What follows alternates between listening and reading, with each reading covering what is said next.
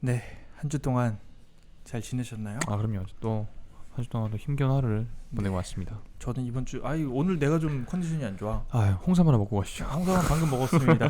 네, 또 뗄래야 떼어놓을 수 없는 존재죠. 저희들과 또 네, 홍삼 하나 먹고 힘내서 다시 시작을. 어제 또 내가 새벽 6시에 자가지고 아이고. 이것저것 좀 새로운 것들을 영상을 좀 올리려고 준비를 하고 있었어요. 아 또 새로운 걸 준비 중인가요? 네, 그러니까 하던 건데 이제 연결을 네. 해서 하려고. 아하. 세라미슬 유식만 지금 올라가는 상태인데 이제 다른 것들을 좀 올리려고 좋습니다. 준비를 많이 했고요. 다양한 미술 이야기, 예술 이야기 펼칠 수 있도록. 네네. 네, 찬우 씨와도 곧 뭔가 새로운 걸 하려고 제가 계속 열심히 꼬시고 있습니다. 네. 할 거라고 믿고요. 이렇게까지 얘기했는데 할 거라고 믿습니다. 그렇죠? 그럼요. 무임금으로. 네. 그것만은 무임금으로. 알겠습니다. 네, 재미난 네. 재미난 작업이 될 거니까요. 그럼요. 저도 기대하고 있어요. 그러면서 이제 찬우 씨 있을걸요? 영상도 좀 뭔가 이제 만들고 하면서 네네. 저희 그거 나중에 뭐 브이로그 형식이나 뭐 이런 식으로 한번 찾아뵙도록 하고요. 네. 자 그럼 빨리 뭐 간단하게 말을 하고 이제 오늘의 주제로 넘어가도록 해보죠. 네, 오늘은 최고의 작품이라는 주제로 좀 이야기를 해보려고 하고요. 좀 뭐라 그러죠? 좀 지나치게 큰 주제일 수도 있고 맞습니다. 지나치게 거창한 네네, 주제일 맞아요, 수도 맞아요. 있는데 거창한 주제지만 네네 맞습니다. 또 가볍게 얘기를 해보면서 네, 맞아요. 이야기를 좀 나눠보려고 하는데요. 네. 어떤 부분부터 좀 시작을 해보고 싶으세요? 최고의 작품이라고 그러면 일단 저희가 지금 인사를 안 했거든요. 아 그러네. 자 네. 인사부터 다시 시작을 하도록 하겠습니다. 먼저 하시죠. 네, 안녕하세요. 개념미술가 이동준이고요. 네 안녕하세요 배우 최찬우입니다.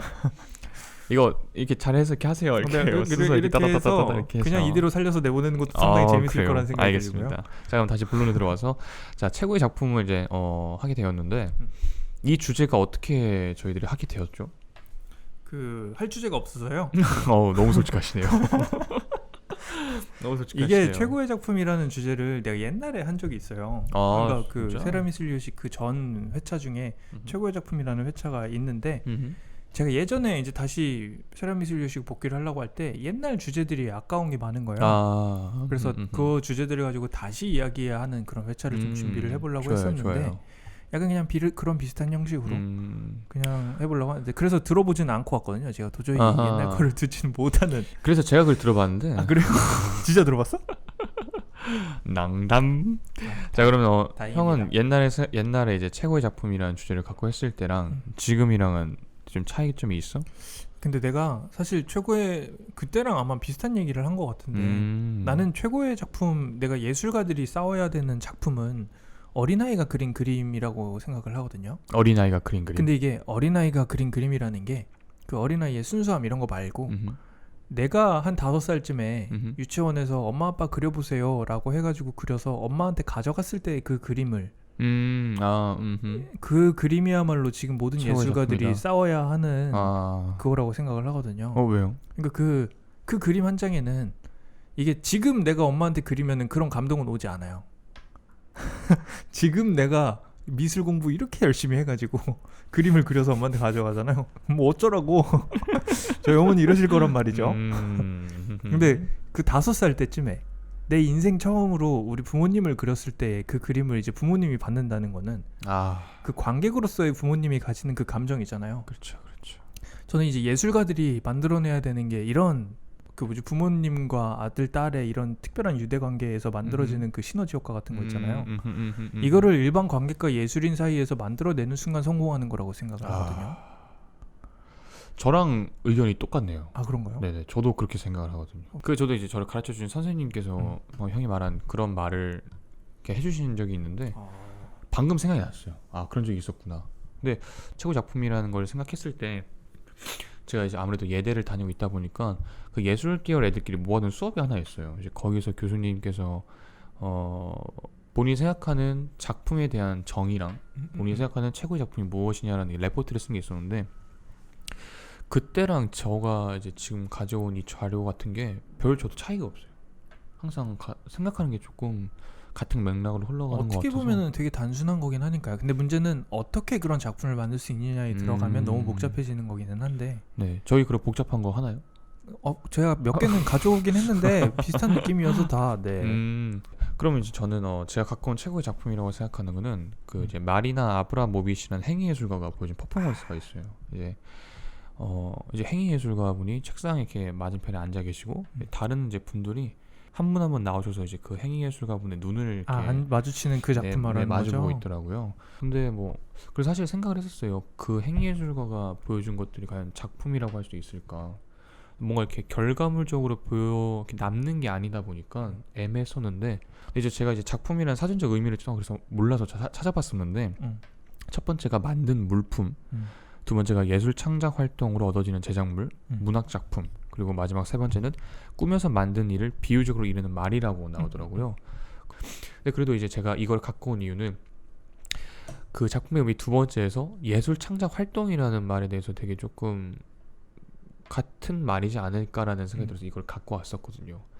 처음에 제가 이거를 봤을 때는 그냥 그랬어요. 그냥 뭐 일반인들 뭐 잘생긴 사람도 나오시고 여성 관객분들, 남성 관객분들 나오셔가지고 뭐 같이 서로 얼굴 마주보고 뭐 웃고 그냥 이렇게 아무 말 안 하는 그 시간 동안 하는데, 근데 이제 어떤 한 조금 중년, 조금 나이 드신 신사분이 올레이라는 다른 행위 예술가 분이신데요. 예술가인가요? 그게 둘이 오래전에 파트너였어요. 그러니까 둘이 행위 예술 파트너여가지고 되게 오랫동안 같이 작업을 하시던 분들이셨는데 공식적으로는 이제 작업을 안 한 지가 굉장히 오래된 상태였던 거예요. 그래서 둘이 개인적인 만남이 있었는지는 모르겠지만 네.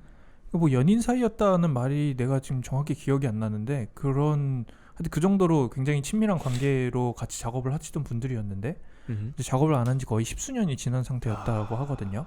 와. 연인 사이가 그러면은 일 수도 있고 아닐 수도 있는 건가요? 그게 기억이 잘 안 나는 거예요, 제가. 근데 뭐 설령 연인 사이고 연인 사이 아닌 걸 떠나서 네. 같이 이렇게 계속 창작 활동을 해오시다가 10수년 동안 떨어졌다가 딱 만나면, 근데 그 둘이 굉장히 이제 유명한 그런 듀오의 행위 예술가였는데 네네. 그렇게 이제 따로따로 각자의 길을 가면서 마리나 아브라모비치는 계속해서 행위 예술가로서 엄청 큰 작업을 많이 해내거든요. 그렇구나. 그러고서 그냥 관중과 눈을 마주치는 작업이었어요, 그게. 네네. 근데 그 관중 중에 올레이가 올 거라는 거는 이제 반전이었던 거죠. 그래서 원래는 그냥 이렇게 눈만 쳐다보고 있는 이런 작업이었는데, 근데 그때 처음으로 말은 하지 않았는데 둘이 손을 잡았다 그랬나? 네, 끝나고 나서 이렇게. 네, 그러면서 약간의 눈물을 흘리고 그랬었다라고 하는데, 약간 그 부분들이 엄청난 스토리텔링을 만들어내는 거기는 한 거죠. 맞아요. 그냥 관객들과 눈을 마주친다는 것도 되게 재밌는 작업이지만, 그런 스토리텔링을 만들어냄으로써 이 작품이 좀 뭐라 해야 되죠? 되게 뭔가 거대해지는 느낌? 얘기하는 것도 되게 많아지고. 그러니까 제가 이제 그거를 정했던 게 그거예요. 다른 뭐 방금 말씀하신 대로 그냥 눈을 마주치는 그런 거였잖아요. 근데 그 올레이라는 사람과 이 마리나 아브라모비치 갖고 있는 관계성에서 그걸 어떻게 말로 설명이 가능하겠습니까? 그러니까요. 그 10수년 동안 같이 갖고 있던 이 모든 것들이 동시다발적으로 이루어지는 그 상황을 어떻게 감히 말로 표현할 수 있겠냐, 그거를 생각 많이 했었고, 그래서 제가 이 작품을 선택한 이유가 그게 가장 핵심이에요. 사실 저도 미술관이나 전시회를 갔을 때 어느 한 작품을 보고 저의 개인적인 이제 주관적인 생각을 이렇게 투영을 하는데 정서적으로 뭐가 오진 않거든요, 사실. 뭔가 그게 되게 내가 뭘 알고 있는 게 아니면 정서적으로 오기가 힘들죠. 맞아요. 그래서 그 어린아이의 그림을 이기기 힘들다라고 얘기를 하는 게, 맞습니다. 그 5년, 만약에 5살의 아기가 그 그림을 가지고 왔다고 하면은 그 5년 동안에 그 아이를 키우는 동안 힘들었었던 그 부모님의 감정이 존재를 하거든요. 그 그림 한 장에 그게 다 담기는 거거든요. 그래서 그런 유대 관계가 만들어주는 그 감정을 근데 그 예술가가 그렇다고 모든 관객들과 5년의 시간을 보내면서 그 감정을 만들어낼 수는 없는 거잖아요. 그렇지. 그렇기 때문에 그런 과정을 만들어내는 게 이제 예술가들의 대단한 행동 중에 하나라고 생각을 하거든요. 맞아요. 저도 이제 이 작품을 선택하게 된 결정적인 이유는 사람의 마음을 움직이는 작품이라고 생각했기 때문에 이걸 제가 선택을 했어요. 왜냐면은 이제 뭐 누구든 사실 작품을 만들어낼 수 있잖아요. 뭐 막말로 제가 여기 있는 거에다 펜을 적어서 펜이란다. 뭐 글을 적어서 만들어낸다. 작품이겠죠. 그쵸. 근데 이 작품을 보고 사람들은 감동을 하진 않는단 말이에요. 그러니까 또 저희들이 해야 할 일들이 그런 어떤 사람의 정서를 움직이고 어떤 거를 만들어냈을 때 그 물체 안에 물체가 아닌 다른 어떠한 정서, 감정, 그 사람이 갖고 있던 이런 그걸 혼신이라고 하죠. 그거를 뭔가 갖고 있는 만들어내는 그 과정을 해내는 게 이제 대단한 음. 거라고 하는데, 맞아요. 전 이 부분의 차이를 이제 생각할 수 있는 게 그 가구랑 미술품을 비교를 하면은 네. 이 차이를 어느 정도 느낄 수 있다라고 생각을 하거든요. 음. 그러니까 뭔가 작품을 만들었을 때 그게 어떤 공간에서 가구가 됐느냐, 네. 작품이 되느냐의 차이를 생각을 하면은 미술품이 됐을 때 뭔가 좀 특별한 미술품이 되고 특별하지 않은 어떻게 보면은 좀 실패한 느낌의 미술품이 되는 거가 차이를 느낄 수가 있거든요. 그러니까 간단하게 얘기를 하면은 가구랑 미술품의 차이는 공간의 주인이 누구냐예요. 그 공간이 작품을 위해서 존재하느냐, 그 공간이 누군가를 위해 존재하는데 거기에 작품이 한 켠이 놓여 있느냐. 되게 어다르고 아다른. 네, 되게 차이가 되게 조그마한 차이인데 네네. 이거 하나만으로 해서 작품과 가구라는 이야기가 달라지거든요. 그래서 갤러리라는 공간 안에 작품이 놓여 있다는 것만으로도 어쨌든 그 작품만을 위한 공간에 만들어진 거잖아요. 네. 그래서 흰 벽으로 만들어진 거가 그 작품에 집중하라는 의미이기도 하거든요. 다른 외부적인 시각적인 자극이 존재를 하지 않는 거죠. 근데 이제 그런 상태까지 만들어줬을 때 이런 우리가 말했던 이런 유대 관계 같은 거 있잖아요. 네네. 이런 걸로 인해서 사람의 마음을 움직일 수 있느냐 없느냐 이런 건데, 솔직히 말하면은 지금 굉장히 간단한 이미지만으로는 사람을 움직이기가 되게 힘들어지거든요. 맞습니다. 그 옛날에 추상화나 보기 힘든 이런 그림들 있잖아요. 네네. 이걸 도대체 뭘 보라고 그린 거지? 라고 했을 때, 근데 그게 그 시대 흐름상에서 그 그림이 나오면요, 그 피카소나 이런 사람들이 원래는 정밀 묘사를 그리던 사람들인데 입체파로 흘러간 거거든요. 그러니까 이 사람이 입체파 그림을 그리고 있는데 지금 우리가 보면 입체파 그림만 보이잖아요. 근데 그 당시에는 우리가 중년의 연기 엄청난 대배우가 있을 때 대배우요. 그러니까 그 찬호 씨를 얘기하는 거 아니고요. 지금은 제가 괜히 네. 그 말에 찔려가지고. 대배우라고 생각은 네네. 하지만 네. 그러니까 그런 배우분이 계셨을 때 우리가 그 배우분이 연기하시는 걸 보고 어디서 인터뷰하는 걸 보면은 그냥 지금 당장의 그 중년 이미지만 생각하는 게 아니거든요. 이 사람이 그렇게 오랫동안 연기를 해왔다는 이거를 다 생각을 하면서 그렇죠. 네, 맞습니다. 좀 이렇게 아우라가 다르다라는 네, 느낌을 네. 받고는 하잖아요. 맞아요. 근데 피카소가 입체파 그림을 그리고 있던 그 당시에는 그 느낌이 존재를 했던 거죠. 그러니까 이 사람이 어렸을 때부터 그림을 그려오면서 그 막 그런 식으로 얘기해요. 청색 시대, 적색 시대, 네네. 뭐 아프리카 뭐 영향받은 시대 뭐 이런 식으로 나누면서 변화가 찾아오는 거를 얘기를 하거든요. 그래서 그때는 그런 변화를 그 일반 관객들이 알고 있으니까 네. 그 입체파를 보면서도 왜 이 사람이 이렇게 변화해 왔을까에 대해서 생각을 하는 거죠. 기존에 있는 거를 포기를 하면서 다른 왜 입체파로 넘어왔을까라고 생각을 하는데, 그 당시에는 이제 그림이 어느 방향으로 가느냐에 대한 이런 토론이 이루어지던 시대였어요. 그러니까 원래 피카소가 그 앙리마티스라는 사람이 있어요. 앙리마티스라는 사람의 제자로 있었거든요. 네네. 근데 앙리마티스는 색감을 잘 사용을 해야 된다라고 주장을 하던 사람이었어요. 네. 근데 이제 피카소는 그렇게 생각을 하지 않은 거죠. 네네. 그래서 제자로 있었는데 그렇게 생각하지 않으니까 이 공간과 선을 잘 이용해야 된다. 공간과 선. 그러니까 입체파가 나온 거예요. 그래서 그 앙리마티스는 야수파라 그래서 색감을 야수처럼 사용했다.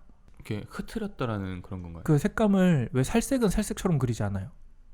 살색에다 청록색 넣고 막 이런 식으로 해서 색감을 지금 보면은 굉장히 그냥 감성적이고 이런 색감인데 네. 그 당시만 해도 그게 굉장히 도발적인 그런 색감이었던 거거든요. 네네.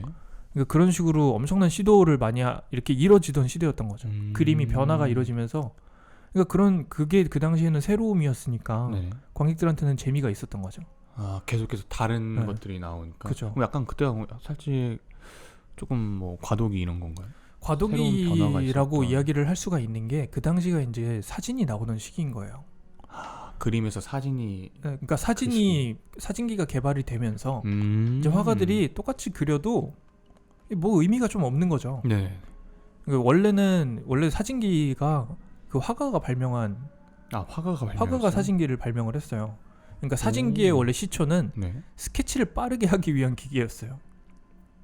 그럼 그거를 찍고 그거를 또 거기 그리면? 위에다가 색칠만 하려고 아니면은 스케치를 조금 더 더한 다음에 하려고 네네. 그 만들어진 거였는데, 얘가 이제 기술이 발전하다 보니까, 그러니까 맨 처음에는 음판 같은 거에다가 햇빛을 이렇게 쬐면은 그 그림이 이렇게 생겨난 거예요. 거기에 약간 이렇게 화학 작용이 일어나가지고 이제 그 위에다가 스케치를 하고 그림을 그릴 수 있었던 거죠. 와. 굉장히 간단하게. 네. 그런 기술로 만들어진 거였는데 이걸 다게르오타입 카메라라고 처음에 이야기를 하거든요. 이게 한 1700년대 후반인가 1800년대 초반쯤에 나타나는데 네네. 이 시기가 이제 거기서 이제 조금 더 상용화되는 시기가 피카소랑 마티스랑 이런 저희가 이해하지 못하는 이런 그림들이 나오기 시작한 시대인 거거든요. 그래서 이런 복합적인 요소가 나타나기 시작을 하면서 네. 그림의 형태가 무너지고 막 이러면서 그랬던 재미가 그 관객들한테 있었던 거예요. 그때는.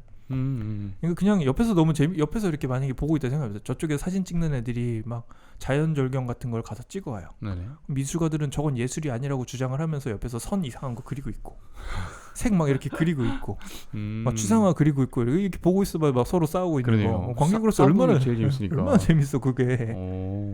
그러면서 뭐 달리는 초현실주의 그리고 있고 프랑스 안에서 그런 지금의 팝스타들이 일어나고 있는 그런 가십들을 거기서 다 만들어내고 그러는 거죠. 되게 흥미롭네요. 그런 식으로 새로운 재미를 추구하는 게 물론 화가들은 아니었을 수 있지만 관객들한테는 너무 재밌는 볼거리였던 거죠. 그래서 제가 예술이 결국 엔터테인먼트라고 주장을 하는 게 결국 변화나 이런 걸 보면 다 이런 식으로 진행이 되는 것 같거든요. 결국은 보는 사람들을 위해서 뭔가를 새로운 게 나왔던 것뿐이고 그래서 약간 그 최고의 작품이라고 하는 게 결국에는 좀 새로운 이 시대의 최고의 작품을 막 찾아 헤맨다라고 한다면 네. 이제 한 발자국 나아가는 좀 새로운 이런 것들이지 않을까. 사실 이상점을 찾는 것 자체가 불가능하기는 해요, 예술이. 약간 그렇잖아요. 네네. 그래서 그냥 늘 그 시대마다 조금씩은 다른 거죠. 옛날에는 입체파라는 그런 화풍이 피카소가 그렸던 그 말도 안 되는 공간적인 그림들이 지금 어린아이가 아까 얘기했던 그 5살짜리 그렸던 어린아이의 그림이 만들어냈던 그런 효과를 낼 수 있었던 시대였다면 지금은 그게 안 되는 시대인 거죠. 뭔가 또 이 시대의 예술가들이 새로운 걸 해야 되는. 근데 지금 이 시대의 새로운 예술가들이 그 옛날에 사진기계나 이런 거와 싸웠던 것처럼 지금 우리가 싸워야 되는 거는 영화나 이런 산업이라고 생각을 하거든요. 영상이나 영상. 그 다른 팝 이런 주제 아니야 뭐라 그러죠? 그 대중문화가 되게 많이 생겼잖아요. 네네. 심지어 넷플릭스는 돈 조금 내면은 영상도 그냥 다 볼 수 있고. 맞습니다. 근데 심지어 그 요즘에 넷플릭스가 되게 많이 그 구독자가 처음으로 떨어지고 있대요. 정말요? 구독자가 처음으로 떨어지고 있는데 근데 실제로 넷플릭스가 지금 볼 게 많이 없어요. 그러니까 너무 공산품처럼 영화를 찍어내가지고 뭔가 장르랑 이런 건 되게 다양하거든요. 맞아요. 근데 뭔가 요만큼 부족한 요만큼씩 부족한 작품들만 이렇게 쏟아져 나오니까 약간 떨어질 수밖에 없는 거거든요. 그러니까 지금 그 영화 산업 안에서도 이렇게 무섭게 흘러가는데 그 옆에 그런 경쟁자를 가진 예술 분야는 좀 어떻게 이들과 싸워야 할까라는 거죠. 이런 부분들이 좀 고민이 돼야 된다라고 생각을 하거든요. 만약에 이런 거에서 변화를 하지 못하고 사라지게 되면은 이제 이거는 문화가 아니라 유물이 되는 순간이 오거든요. 문화재가 되는 거죠. 문화재가 지금 이렇게 막 갤러리에 있는 게 아니라 박물관으로 들어가는 거죠. 얼마나 무섭습니까? 제가 초등학교 때 배웠던 교과서 지금 박물관에 있대요. 나도 봤어. 맞아요. 깜짝 놀랐거든요. 저도 막 너 투지폰 쓴 적 있어? 당연하죠. 투지폰 쓴 적 있어? 저때 막 햅틱 나오고 막 붕붕포. 나왔고 썼구나. 저 모토로라 쓰고 다녔어요. MS700. MS700이 맞을걸요? 야, 그 레이저? 네, 레이저폰. 저 빨간 색깔 썼어요. 그거 모르는 분들 많을 거야. 그래요? 지금 20살 분들 2000년대생이시래. 제가 지금 학교를 다니잖아요. 저는 같은 학년의 친구들이 이제 00년생들 아니면 01 빠른 년생들 굉장히 많아요. 빠른 년생이 있으니까. 거의 반 이제 19학년대 들어온 친구들 중에서는 뭐 빠르게 치면은 01, 뭐 02. 그리고 제가 학생들에 좀 가르쳤잖아요. 거기 02년생이 있더라고. 제가 물어봤어요. 2002 월드컵 몰라요? 근데 그 02년생들 그거 되게 많이 듣는데. 정말. 그게 스트레스래. 그래? 왜냐면 저희한테는 그 굉장히 막 격동이 우리는 그게 정말 그 삶에서 뭔가 해볼 수 없는 그런 경험이니까. 어떻게 그걸 모를 수 있을까? 나 그때 태극기 자전거에다 달고 이렇게 타고 나갔어. 맞아, 그때 다 태극만 이거. 다 빨간색 옷은 하나씩 꼭 있어야지. 어떻게 그때 포르투갈전인가 뭐 하나 이기고 나서 막 박지성이 딱 트리핑 딱 제가 옛날 축구를 그랬어요. 와 이러면서 나도 막 이래가지고 나 그때 초등학생이었는데 홍영훈이 그 스페인전에서 장난 아니었죠. 승부차기 딱 넣어가지고 이거 아시죠? 저 아직도 되게 그거 소름 돋거든요. 그것도 최고의 작품이지 않을까. 아, 그죠. 근데 그런 것도 이제 감성을 가지게 되는 거니까요. 그래서 그 한 사회가 가지고 있는 공감하는 부분들 이런 거를 이해를 맞아요, 해야 맞아요. 된다라고 하잖아요. 어떤 국가에서 오래 살려면. 그러니까 최고의 작품에 대해서 얘기를 하면은 이런 식으로 빠질 수밖에 없는 게 그 사람의 감성이라는 게 사실 빨간색을 보고 정열을 느끼고 이러는 게 아니라고 저는 어느 정도 생각을 하거든요. 그러니까 빨간색을 보고 정열을 느끼려면은 빨간색은 정열을 의미한다라는 그 사회적인 오묘한 교육이 어려서부터 왔기 때문에 가능한 거라고 봐요. 맞아요.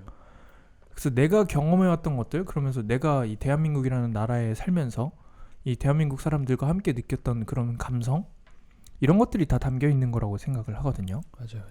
제가 방금 말했던 대로 뭐 아마 그 2002 월드컵을 경험하신 분들이라면 붉은 악마 티셔츠를 보면은 그때가 그치. 바로 생각이 나실 거예요. 그러니까 그런 것처럼 누구나가 봤을 때 진짜 마음이 울리는 게 정말 중요하다. 그러니까 그런 거를 이해를 하고 있으면 만약에 누가 캔버스 위에다가 그 붉은 악마 티를 하나 붙여놓고 제목을 2002라고 해놓는 거야. 그러면 그거를 이해를 한단 말이죠. 바로 울죠. 저 울어요. 네. 저 울 수 있어요. 진짜. 그러면 진짜 그 뭔가 그 시간에 이루어졌던 그것들이랑 하면서 이 티셔츠와 함께 우리의 기억이 난단 말이에요. 맞아. 근데 이제 2000년대생이나 2002년도생들이 그거를 본다고 하면 그 교과서에 봤던 이야기가 그쵸. 나오는 거기 때문에 맞아요. 우리가 느끼는 그 감성이랑은 이제 좀 약간 다르죠. 느낌이 다를 거란 말이에요. 맞아요. 근데 이런 차이로 인해서 이 최고의 작품이라고 하는 그 안에서 나타나는 그런 감성 종류의 변화가 그런 식으로 벌어지는 거라고 좀 생각을 하거든요. 그래서 이게 국가적으로도 감성이나 이런 걸 느끼는 게 다르니까 해외의 작품을 내거나 이럴 때 왜 중국 작가들 유명한 사람들 보면은 공산주의와 자본주의의 충돌에서 일어나는 것들을 이야기한 작가들이 유명하고요. 그리고 저희 나라는 또 그게 있잖아요. 남북한이 나눠져 있잖아요. 네. 그래서 그 38선으로 나눠진 이 뭐 민족의 분열, 민족이 분열이 아니죠. 그죠. 민족 분단의 아픔 네네. 이런 게 있잖아요. 네. 이 이미지를 북한이 가져간 거 알아요? 몰라요. 그러니까 우리나라 작가들은 이 부분을 뭐 워낙 그냥 자유민주주의이기 때문에 각자의 작품을 해서 그게 안 나타났는데 이제 북한에서는 그게 있어요. 주체사상주의라는 그림이 있어요. 그게 뭐예요? 그러니까 그 김일성이랑 김정은이랑 막 이러고 있는 그림들 있잖아요. 그거를 실제로 봤어요. 그거를 그게 인기가 되게 많대요. 외국에서. 외국에서요? 외국에서. 그러니까 그래요? 그게 소장 가치가 있는 거예요. 제가 금강산을 갔었었는데 방금 말한 대로 이렇게 암벽들마다 빨간색 글씨로 이렇게 뭘 찬양하는 느낌의 이걸 다 써놓더라고요. 거기 진짜 정말 놀랐어요. 그 공산주의 초등학교 걔 뭐라 그래? 걔네만의 그림 스타일이잖아요. 그게. 그래서 그걸 외국인들이 되게 좋아한대. 신기하다. 그러니까 우리는 그걸 보면은 어쨌든 우리는 지금 적대적인 관계에 있는 거기 때문에 굉장히 좀 이렇게 적대적으로 보게 되잖아요. 근데 외국인들한테는 그 세계 유일의 분단 국가에서 벌어지고 있는 그 감성이 걔네한테는 담기는 거죠. 그러니까 우리는 그걸 적대적인 감성으로 보지만 외국인들한테는 되게 재밌는 거죠. 지금 이 21세기에 신격화를 시키고 있는 그림이 있다라는 게 그게 되게 웃기다라고 생각을 하겠죠. 그래서 그게 막 엄청 인기가 좋대. 프랑스나 이런 데에서 신기하네. 컬렉터들이 그걸 되게 좋아한대. 그래서 프랑스 가봤어요? 프랑스에 제가 가봤냐고요? 네. 네, 많이 가봤죠. 그거 에펠탑 보면 어때요? 에펠탑 보면은 원래는 되게 안 좋았다고 그러잖아요. 에펠탑 이미지가. 왜요? 에펠탑 원래 처음 지어졌을 때 네. 그 파리 시민들이 뭔 고철 덩어리 같은 거를 놨냐 되게 싫어했었대요. 그러다가 근데 파리 에펠탑 너무 좋죠. 네, 에펠탑 최고의 작품이라 생각하세요? 뭐 그냥 그 정도? 나는 근데 사실 파리에 대해서 그렇게 큰 그게 없어요. 사실 생각보다 가면은 더럽고 좀 그렇더라고요. 좀 지저분하더라고요. 지저분하고 네. 우리가 듣는 거랑은 좀 다르고 뭐 그렇죠. 네. 그 치안도 그렇고 저 유럽 갔을 때 날치기 날 뻔했잖아요. 소매치기도 되게 많고. 맞아요. 제가 에펠탑 물어본 이유는 딱 하나예요. 에펠탑 이제 많은 분들이 아시고 전 세계적으로 유명한 어떠한 그런 이런 작품인데 저는 그 작품을 보고 한 번도 최고의 작품이라고 생각해 본 적이 없는 것 같아요. 그 파리 에펠탑? 네. 그거를 근데 건축물로서 그냥 의미를 주는 랜드마크죠. 랜드마크. 그걸 누가 최고의 작품이라고 이야기를 하던가요?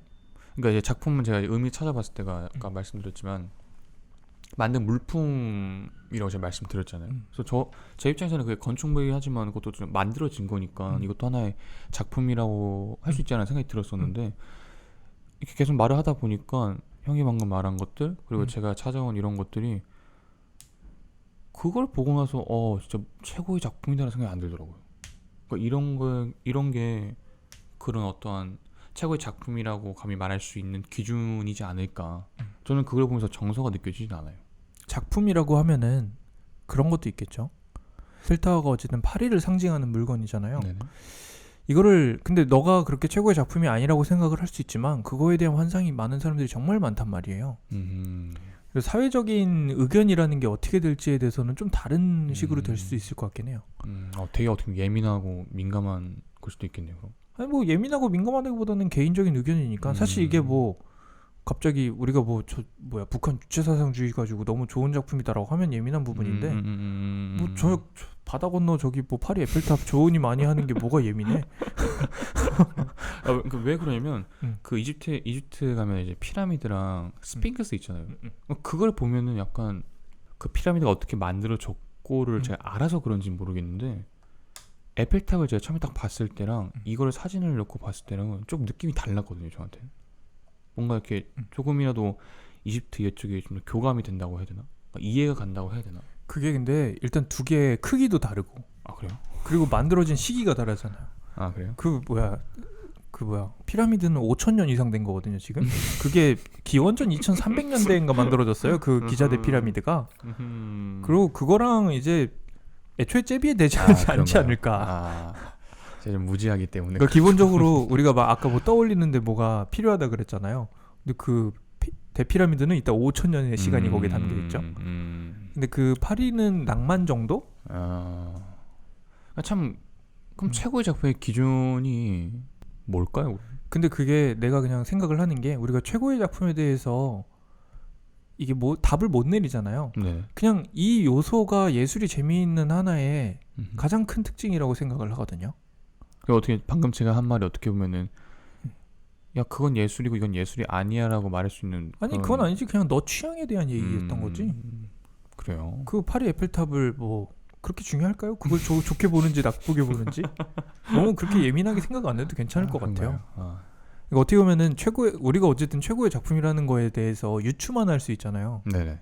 그 어린아이가 그렇게 부모님한테 그림을 처음 그려줬을 때 그런 느낌과 같은 걸 만들어낼 수 있어야 이제 최고의 작품이 될 수 있다라고 이야기를 하는데 어쨌든 그 최고의 작품이라는 거에 대해서 딱 하나의 정의를 내리지 못한단 말이죠. 그렇죠, 맞아요. 사실 작품에 대해서도 우린 지금 정의를 못 내리잖아요. 네. 그래서 이게 사전적인 의미랑 우리가 그냥 알고 있는 의미랑 굉장히 다를 때가 많거든요. 그러니까 사전적인 의미라는 것도 이것도 뭐 기호학이나 이런 쪽에 나오거든요. 언어 기호학 이런 식으로 해가지고 네. 사전이라는 거는 정말 그냥 모두가 가지고 있는 의견 중에 가장 공통분모만을 모아가지고 간단하게 정리해 놓은 게 사전적인 의미거든요. 그래서 작품이라는 게 여기서는 뭐 만든 물품, 예술 창작 활동으로 얻어지는 제작물 이렇게 얘기를 하잖아요. 네. 근데 이게 다 작품이 맞기는 해요. 근데 이게 어떤 작품이냐도 다 다를 것이고 그 작품 하나하나마다 담겨있는 스토리도 다를 것이고 그 어린아이가 부모님을 위해 그려온 그 그림도 작품으로 볼 것이냐 아니면 정말 그냥 하나의 그림으로 보면서 작품이라고 부르기도 애매하잖아요. 애기가 작품이라고 맞아. 그린 게 아니거든요. 그냥 그린 거죠. 네, 그런 순수성 때문에도 우리가 그냥 이렇게 만드는 작품보다도 어떻게 보면은 더 좋은 것처럼 생각을 하기도 하는 거고요. 그런 것처럼 이 작품이라는 단어 하나에도 이런 다양한 의미가 있는데 이거를 또 최고의 작품을 생각해 보라고 한다면 당연히 답을 내리기가 힘들어지는 거겠죠. 이래서 경험이 중요한가 봐요. 경험도 중요한 거고. 그리고 그래서 이렇게 논의를 할 수 있다는 것 자체가 하나의 재미인 것 같아요. 왜 너랑 나랑 의견이 다를 때 더 재미있을 때가 있잖아요. 맞아요. 약간 그런 것처럼 참 최고의 작품이라고 이렇게 하는 게 참 뭔가 알 것 같으면서도 모르고 선뜻 말하기도 조금 애매하고 조금 되게 조심스러움이 좀 있더라고요. 이게 그냥 그 매력을 어떻게 가지느냐의 차이인 것 같기도 해요. 옛날에 아까 입체파랑 이런 거 얘기할 때는 선을 어떻게 그리고 색감을 어떻게 하느냐로도 충분히 매력이 있을 수 있었던 시대였던 거거든요. 근데 이제 그런 그림들을 초등학교 때부터 교과서에서 보고서 자라난단 말이죠. 그렇죠. 근데 그런 학생들이 나중에 일러스트레이터가 되거나 그냥 그림 그리는 사람이 되면은 얼마든지 그런 부분들을 자유롭게 할 수 있는 시대가 됐잖아요. 별로 막 이렇게 논쟁이나 이런 거 필요 없이. 네네. 이제 그런 시대에서 어떤 걸 또 새롭게 할 수 있느냐 이런 부분도 존재를 하는 건데. 그럼 동준 씨는 네. 본인 작품을 하실 때 제일 먼저 하는 게 뭐예요? 저는 사실 가장 중요하게 생각하는 게 두 가지인데요. 그 일단 눈으로 봤을 때 매력을 끌어야 된다라는 거는 이제 기본인 거고, 네. 일단 뭔가 눈을 확 끄는 느낌이 뭔가 있어야 된다라고 생각을 하거든요. 근데 그러고 나서 이게 어떤 걸 의미하는지 알았을 때 사람들한테 한 번 더 라는 감정을 만들어낼 수 있으면 지금 미술이 할 수 있는 가장 재미난 방법은 그거라고 생각을 하거든요. 그러니까 눈으로만 보고 즐기기에는 세상에 너무 재밌는 게 많아졌어요. 아, 네, 맞아요. 심지어 그 눈으로만 보고 즐기는 거에다가 그 말풍선 달아가지고 만화까지 그리는 시대인데 어떻게 그림 한 장으로 사람의 마음을 움직이고 이런 게 거의 불가능한 시대라고 보거든요. 그래서 뭔가 그림 한 장을 그린다고 해도 그걸 왜 그렸는지에 대해서 얘기를 하면서 사람들의 이 뭔가 하게 만드는 그게 중요한 있어야. 포인트죠. 네, 맞아요. 저는 그게 있어야 제 개인적으로는 그게 이제 최고의 작품이라고 생각을 많이 하고. 맞아요. 과정이 없는 결과물은 뭐 그냥 빈 껍데기일 뿐일 거고 공갈빵이 되면 안 되니까. 그렇죠. 그 배우로서는 또 어떤 게 약간 최고의 연기고 작품일까요? 이게 참 사실 모르겠어요. 근데 단 한 가지 분명한 건 배우가 할 일은 그 활자를 말하는 거에서 끝나면 안 된다라는 건 확실히 말할 수 있을 것 같아요. 그 대본을 그냥 읽어내는 게 아니라 네. 뭔가 그냥 카메라 앞에서 뭐 무대 앞에서 뭐 일반적으로 이렇게 대사를 하는 게 그게 배우가 해야 될 일이라고 생각하진 않아요. 그건 당연한 건데 거기에 뭔가를 더 해야죠. 그 뭔가가 근데 진짜 어려운 것 같아. 그게 저는 배우가 해야 될 일이라고 생각해요. 그럼에도 불구하고. 근데 아직 거기에 대해 답을 내리기가 힘든. 그렇죠. 제가 갖고 있는 개인적인 제 거기서의 답은 그 인물이 그 말을 하는 이유, 그리고 그 인물이 갖고 있는 그 상태, 그 상황에서의 정서랑 감동을 전달하고 표현해야 하는 게 저는 배우가 궁극적으로 해야 될 일이라고 생각을 하거든요. 근데 이제 사실 아까 말씀하신 대로 이제 웹드라마나 영상 매체가 많이 발달하면서 이런 게 좀 많이 나오기 시작을 했어요. 그래서 이제 뭐 저 같은 신인 배우분들, 배우를 하려고 하는 지망생 분들, 연기공을 하시는 분들이 좀 많은 쪽으로 그렇게 여러 가지 다양한 방면으로 노력들을 하고 계시죠. 근데 뭐 제가 감히 뭐 이렇게 말할 수 있는 건 아니지만 제 그냥 개인적인 생각을 살짝 말을 하자면은 그게 연기를 잘한다라고는 솔직히 말 못하겠어요. 그냥 정말 말만 하는 것 같거든요. 특히 더군다나 이 시대에서는 배우가 연기만 해서는 배우가 안 될 거고 이 사회에서는 똑똑해야 된다고 생각해요. 어떻게 보면은 진짜 미술이랑 비슷한 느낌이 있는 거기도 그런가요? 하네요. 약간 만드는 것만 잘해서 되지 않는 시대가 돼버린 거죠. 그렇죠. 그거 가지고는 그러니까. 이제는 어떠한 경쟁력이 되지 않아요. 옛날에 그림을 사진이 이겼듯이 지금 슬슬 그 만드는 것조차도 3D 프린팅이나 별별 게 다 나오고 있거든요. 저 그것도 봤어. 그 나 혼자 산다에서 어느 한 분이 어느 한 분을 내고 이렇게 석고상 맞아. 해서. 근데 그거 이렇게 얼굴 따가지고 하지 않았어요? 정말 사실적이더라고요. 그게. 너무 근데 그거는 신기했어요. 진짜 손으로 하신 거잖아요. 그 얼굴 따가지고 그 안에 섞고 채워서 아마 그런 식으로 맞아요, 하는 맞아요, 거. 맞아요. 근데 그 겉에 표면은 직접 하셨을 테니까.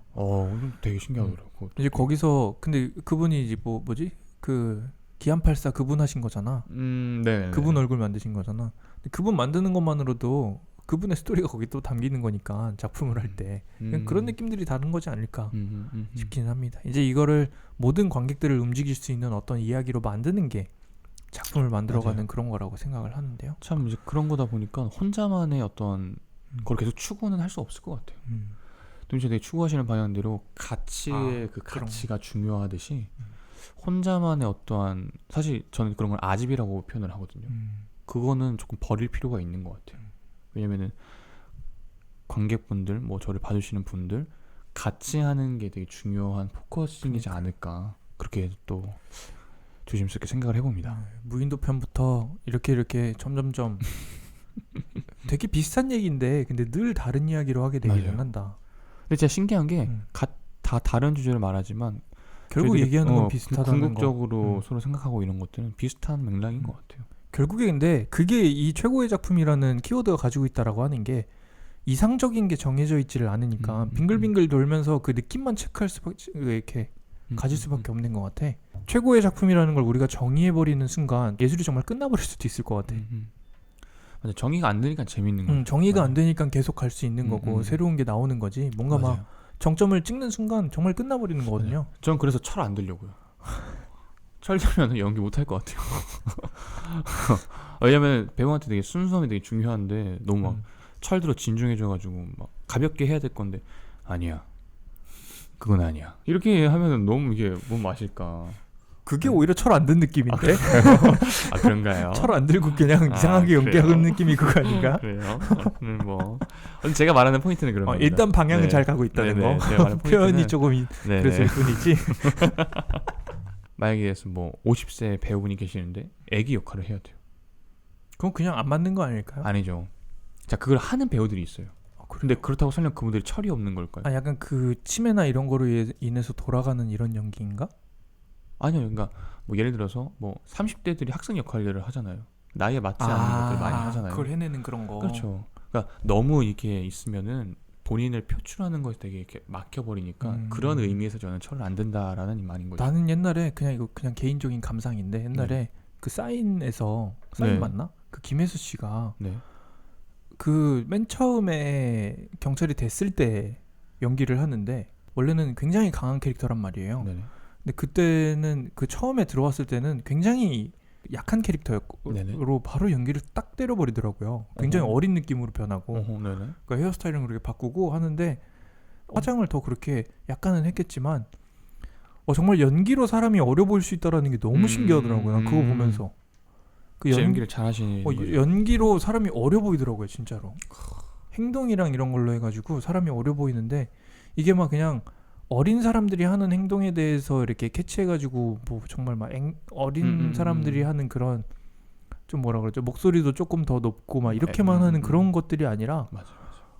어떻게 하는 걸까 진짜 궁금할 정도로. 그러니까 사람을 진짜 잘 관찰을 해야 돼요. 그거 진짜 그게 신기하더라고. 제가 앞서 말씀드렸지만 말만 하는 게 아니라 그런 걸 다 해야 되는 게 배우가 해야 될 일이지 않을까. 너무 신기했어. 난 그거 보면서 그때는 그냥 그 드라마도 너무 재밌었지만 그 장면 볼 때는 그게 좀 충격이었어. 충격. 그 김혜수 씨라고 하면은 굉장히 강한 캐릭터로 이렇게 쭉 나왔는데 그때 갑자기 회상 씬에서 그렇게 돼버리니까 와 이건 진짜 그냥 옛날 가서 찍어온 것 같은 거야. 그 그냥- 정도예요? 그냥 나 그 순간에는 그냥 내가 되게 그랬어. 그냥 뭐 그때 뭐 여러 가지 복합적인 상황이 있었지 모르지만 네네. 드라마를 너무 재밌게 봐서 그런가? 아 근데 그만큼 배우가 잘한 거죠. 그러니까 배우가. 그래서 그때 진짜 너무 놀라가지고 와 이러면서 와 그냥 계속 이러고 있었어. 드라마도 너무 재밌고 그 시즌 2 나왔으면 좋겠다. 사인이요? 그 사인 맞나? 아 그 있잖아 무전기 해가지고 그 과거 형사님이랑 그거 사인이 하면서. 아닌 것 같은데 그 조진웅 씨랑 그럼 그거 뭐더라? 이재훈 배우 나온 거 아닌가요? 맞아. 그 사인 아니고 뭐지 그럼? 이- 아 시그널이다. 아 시그널이죠. 아 사인이랑 시그널이랑 무전기가 맞아요. 무전기죠. 시그널. 그렇죠. 시그널이죠. 사인은 그거구나. 무슨 의학 드라마인가 그거구나. 제가 TV를 잘 안 봐서 아하. 그냥 내 개인적인 감상이었고요. 김혜수 씨 팬입니다. 말 나온 김에 저 사인 하나 만들어야겠는데. 저 저번부터 만든다 그러더니. 사실 초등학교 때부터 꿈이었거든요. 왜냐면 저희 아버지 싸움이 되게 멋있어요. 막 근데 무슨 흐름이야? 내가 드라마 제목 사인으로 잘못 얘기해가지고 시그널 얘기하다가 자, 전 잘 안 될 겁니다. 사인 만드는 걸로 이제 아주 정말 흐름이 좋아요. 아, 그럼요. 네, 아주 좋습니다. 내가 여기다 뭐 하나 써놨었는데 네. 그 감정이랑 이성을 이렇게 써놨는데 어떻게 보면은 그 감성, 울림, 감동 이렇게 만드는 거는 나는 영화 산업이나 이런 쪽으로 넘어갔다라고 생각을 하거든요. 그 감성, 감동, 울림 이런 거를 주는 이런 눈으로 보면서 뭔가 사람을 감동시키고 이렇게 할 수 있는 게 네. 이제 그림으로 하기 되게 힘들어진 시대가 된 것 같아요. 그림이나 조각이나 지금 순수 미술에서 이루어지고 있는 뭐 설치 미술이나 이런 거로는 정말 힘들어진 느낌이라고 생각을 해요. 옛날에도 어땠을지 모르겠지만 네. 근데 지금 그래서 미술이 어느 정도 추구해야 되는 거는 이성이라고 생각을 하거든요. 그 막 지식이나 이런 거를 이용해가지고 네. 2차적인 아하. 약간 쾌락을 느끼게 하는 지식적인 쾌락을 느끼게 하는 저는 이런 게 이 미술이 살아남을 수 있는 방법이라고. 생각을 해요. 이렇게 해야만 된다라는 게 아니라 이렇게 해야 살아남을 수 있을 것 같다라는 생존의 무서움의 그러니까 느낌? 본능적인 그런 거 거의 그런 느낌인 거죠. 그러니까 이거를 내가 막 사람들한테 얘기하고 이러는 게 이렇게 하세요가 아니라 이렇게 해야 될 것 같아요. 우리 안 그러면 진짜 끝날 것 같아요. 이런 느낌인 거거든요. 저는 살짝. 네네. 그래서 최고의 작품 어떻게 보면은 가능은 하다라고 또 생각이 드는 게 아까 마리나 아브라모비치 같은 사람들이 했었던 그런 작업 있잖아요. 어떻게 보면은 그거로는 정말 눈을 바라보는 이것만으로도 해낸 거긴 하니까. 근데 거기서 이제 올레이나 이런 사람들이 옴으로써 만들어냈던 그 거대함을 어떻게 만들 것이냐가 포인트일 수도 있겠네요. 억지로 하려고 하면 더 안 되듯이. 그건 그렇죠. 그런 거 그냥 냅두면 서로 이제 형이랑 저랑 믿음이 있다면은 저는 믿음을 만들 수 없다라고 생각해요. 그쵸. 쌓여가는 거지. 맞아요. 저는 맞아요. 그렇게 생각합니다. 그것 또한의 묘미지 않을까. 관계가 같이 뭔가 소통을 할 수 있는. 저는 화이팅 하세요. 그렇죠. 어렵긴 하네요. 그래서 맞아요. 진짜 어려운데 어려울수록 더 뭔가를 하게 되고 어려울수록 재밌는 것도 있죠. 너무 쉬우면은 뭐 또 너무 쉬운 길이 있다면은 한마디하게 슬쩍 볼 것 같긴 한데 사람이지라. 근데 어쨌든 궁극적으로 사람이니까 가능한 것 같습니다. 사람과 사람이 대하는 거니까 아무래도 되게 말로 표현 못하는 그런 것들이 있잖아요. 움직이는 되게 뜨겁고 이런 것들이 그런 것들이 있기에 가능한 작업이지 않을까. 복잡하네요. 그래서 재밌는 거지만 참 복잡하고 맞아요. 혼란스럽기도 하고. 끝나고 냉수 마차 좀 해야겠어요. 머리가 너무 어지럽네요. 네. 그래서 오늘 뭐 슬슬 마무리를 좀 하죠. 네. 벌써 우리 거의 다 1시간 넘게 하려 그러네. 거의 1시간은 아직 안 됐지만 누가 그렇게 말을 많이 하는 거지? 너가 오늘 많이 했어. 제가 또 오늘 많이 했어요? 그럼요. 댓글에 아무도 안 적으시던데. 저도 보고 있는데 많은 분들이 이제 그거는 뭐 어쩔 수 없는 거예요. 그러네요. 얼굴도 빨개지기 시작했는데 아니야, 나 전혀 안 빨개졌어. 봐봐, 얼마나 하얗고 지금. 좀 나있어요. 농담입니다, 농담. 네, 농담입니다. 편집. 네, 오늘 그래서 최고의 작품이라는 주제로 이야기를 좀 해봤는데요. 어떻게 보면은 앞에서 저희가 나눴던 앞에 회차들에서 나눴던 것들이랑 굉장히 비슷한 유사한 이야기이면서도 좀 완전히 다른 부분들로 이야기를 또 해보는 것 같아서 결국 이렇게 돌고 돌지만 다양하게 얘기를 나눌 수 있는 게 이 최고의 작품이라는 게 이 단어가 어려운 이유이지 않을까라는 생각을 좀 많이 하게 되는 것 같네요. 네. 그냥 이거를 보시는 분들께서 혹시 개인적으로 나는 이런 게 좀 최고의 작품이라 생각한다라는 의견들이 있으시면은 댓글 창이나 자꾸 댓글 유도하지 말라고. 왜요? 소통할 수 있는 그것도 없잖아요. 다른 의미가 아니라. 왜냐면 저도 그분들의 의견이 다양한 궁금하거든요. 의견 남겨주세요. 다양한 의견. 같이 소통하면서. 아니 우리 너무 한 4번 연속으로 그러니까 좀 자기적이야. 약간 자기적이야. 우리 좀 기다립시다. 그럼 인스타 DM이나. 내가 그래서 아예 완전 자기적으로 뭔가를 만들어서 좀 뿌리려고 그래. 저거 봤어요. 그거 봤어? 네. 그래서 제가 그림을 좀 그린다거나 스티커를 제작을 한다거나 해서 좀 이렇게 나눠드리면서 이렇게 아예 좀 대놓고 저 뭐 좀 해주세요. 자 여러분 우리 같이 함께 해봐요. 이런 느낌을 좀 내볼까 하는데요. 네, 예쁜 스티커를 좀 만들던가 해야 될 것 같아요. 제가 썸네일을 직접 디자인을 하나하나 하고 있어요. 그거를 제가 오맨이라고 부르는데요. 네네. 이게 귀엽던데요? OH의 O가 아니라 네네. 이 어썸 할 때 AWE예요. 그래서 이 오맨을 제가 네네. 조금 이렇게 더 만들어 볼까 하거든요. 네. 그래서 이렇게 좋습니다. 해서 뭔가 재밌는 걸 만들어서 그런 것도 좀 나눠드리고 하면서 친근한 그런 존재가 되기 위해 노력을 하도록 하겠습니다. 네, 오늘은 최고의 작품에 대해서 이야기를 해봤고요. 갑자기 인사를 하고 사라지도록 하죠. 네, 좋습니다. 네, 저는 개념미술가 이동준이었고요. 네, 배우 최찬우였습니다. 네, 다음 주에 더 좋은 주제로 찾아오도록 하겠습니다. 네, 안녕. 안녕. 흔들어.